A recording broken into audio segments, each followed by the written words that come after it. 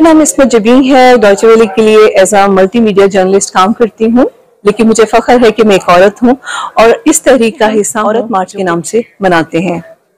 इस तहरीक का इस दफा थीम है मज़ाहमत और उम्मीद हमेशा मज़ाहमत से आती है। मैं चाहती हूँ कि वो तमाम ख़वातीन जो मुझे सुन रही हैं वो ये जाने कि मैं एक मल्टीमीडिया जर्नलिस्ट तो हूँ, लेकिन मैं 54 इयर्स पे कथक सीख रही हूँ। मैं नाचती गाती हूँ, पेंटिंग्स बनाती हूँ, ट्रैवलिंग करती हूँ और जितने मेरे शौक हैं जो मैंने जिंदगी में पूरे नहीं कर सकी वो मैं अब पूरे कर रही हूँ।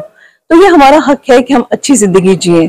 इस बात औरत मार्च का थीम है मज़ाहमत और उम्मीद हमेशा मज़ाहमत से आती है।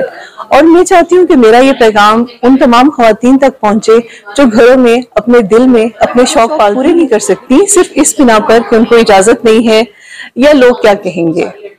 मैं जिस जगह पे कथक सीखने जाती हूँ ज़ैनब टार के पास, वहाँ पे बहुत सारी बच्चियां हमारे पास आती हैं जो अपने घरों में ये बताती हैं कि वो योगा सीखने आई हैं। वो अपने घरों से मैं ये नहीं बता सकती, अपने घुंघरू छुपाती हैं।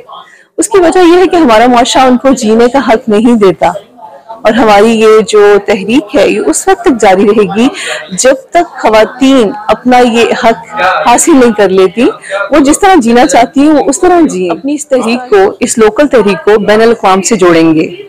हम सबसे पहले सलाम पेश करते हैं बलोच ख़वातीन को जिन्होंने इतनी जद्दोजहद की अपना हक हासिल करने के लिए, अपना हक लेने के लिए, अपने आप को मनवाने के लिए। हम उन्हें सलाम पेश करते हैं। हम उनके तौर पर हम चाहेंगे कि अफ़गानी ख़वातीन और फ़लस्तीनी ख़वातीन के हम साथ हैं और उनकी जितनी भी जद्दोजहद है हम उनको सलाम पेश करते हैं।